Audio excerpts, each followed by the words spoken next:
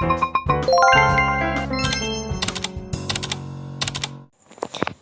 Assalamualaikum warahmatullahi wabarakatuh. Kembali lagi di YouTube channel saya, Fuji Arya Fitri. Hari ini kita akan membahas tentang apa itu strukturalisme genetik. Sebelumnya nih, apakah kalian udah tahu apa itu teori strukturalisme genetik? Mari kita ulas apa itu teori strukturalisme genetik. Teori strukturalisme memiliki latar belakang sejarah evolusi yang cukup panjang dan berkembang secara dinamis. Strukturalisme menentang teori mimetik yang berpandangan bahwa karya sastra adalah tiruan kenyataan. Teori ekspresif yang menganggap sastra pertama-tama sebagai ungkapan perasaan dan watak pengarang, dan menentang teori-teori yang dianggap sastra sebagai media komunikasi antara pengarang dan pembacanya.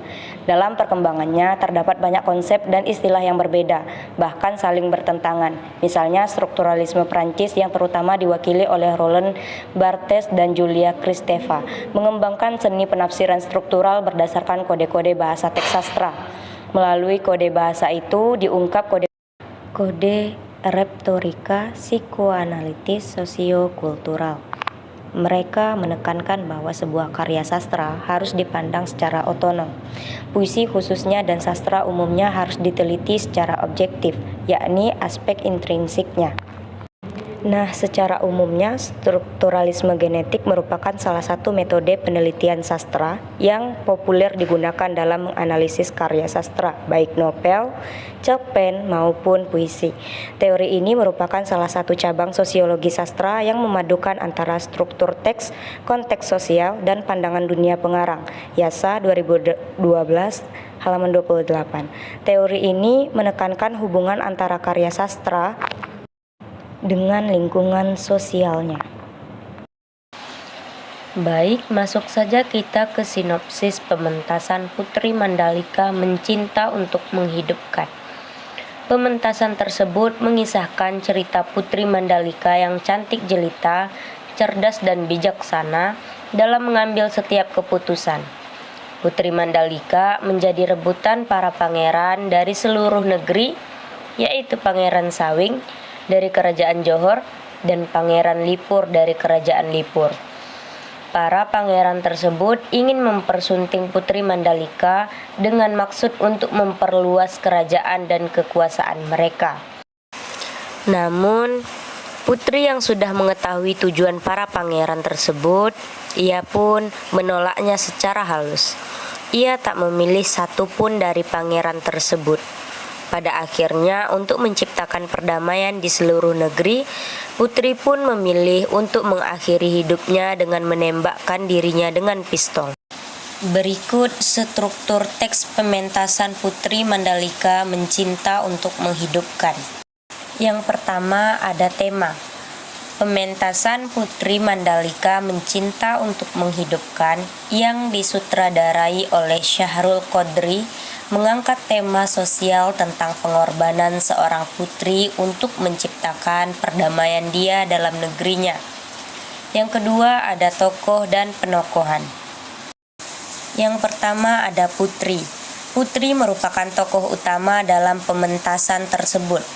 Putri adalah seorang yang cantik jelita, cerdas dan bijaksana dalam mengambil keputusan. Hal itu dapat kita lihat dari dialog Pangeran Sawing. Berikut adalah kutipan yang menyatakan kecantikan Putri. Pangeran Sawing, aku memang pernah mendengar kabar tentangmu, bahwa adalah kau sosok gadis jelita yang tiada tara. Aku hanya mengatakan apa yang aku lihat dan aku rasakan. Sorot pandangan matamu seolah membelah dadaku dan menusuk-nusuk ke jantungku, menggetarkan keseluruhan jiwaku. Aku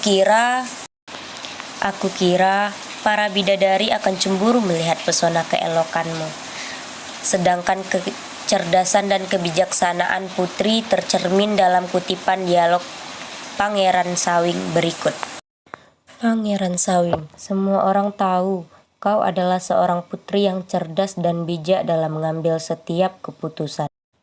Tokoh selanjutnya dan penokohan selanjutnya adalah Pangeran Sawing. Pangeran Sawing adalah pangeran yang berasal dari Kerajaan Johor. kerajaan timur.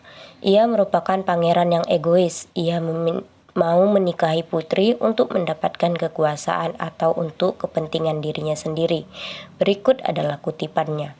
Pangeran Sawing, "Dan bila kau menjadi permaisuriku, tentunya aku dapat menggabungkan dua kerajaan besar sehingga kekuasaanku bertambah besar dan tidak bisa ditaklukkan oleh kerajaan manapun di jagat ini." Selanjutnya ada Pangeran Lipur. Pangeran Lipur adalah Raja Bumbang yang berasal dari kerajaan Lipur. Ia adalah pangeran yang berwatak keras, kasar dan perkasa. Berikut adalah kutipannya.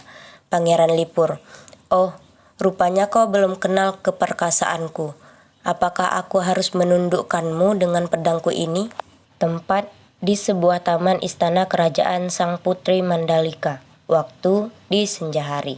Suasana sedih dan tegang. Suasana sedih tergambar ketika putri duduk termenung sambil meneteskan air mata karena ia tengah bimbang dalam memilih pendamping hidupnya. Sedangkan suasana tegang terjadi ketika Pangeran Sawing dengan Pangeran Lipur berkelahi untuk memperebutkan sang putri. Ditambah dengan keikutsertaan putri dalam perkelahian tersebut. Ia mencoba melerai kedua pangeran tersebut. Ia berhasil menghentikan perkelahian tersebut dengan cara menembak dirinya sendiri dengan pistol. Yang keempat ada alur. Alur yang digunakan dalam pementasan tersebut adalah alur maju.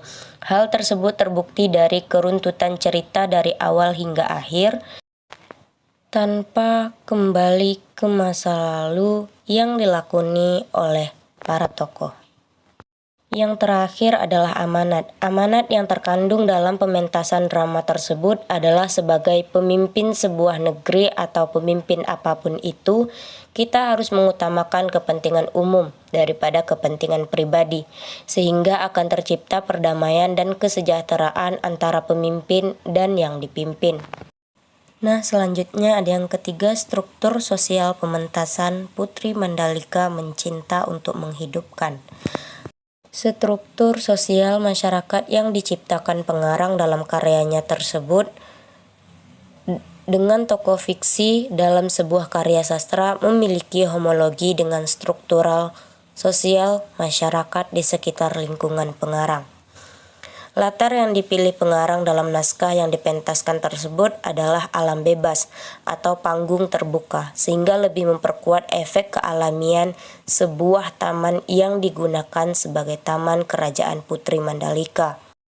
Yang terakhir ada struktur pandangan dunia pementasan Putri Mandalika Mencinta untuk Menghidupkan.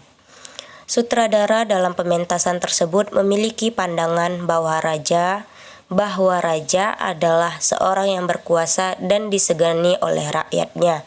Selain itu, pernikahan seorang pangeran dengan putri karena urusan politik, misalnya untuk memperluas daerah kekuasaan suatu kerajaan.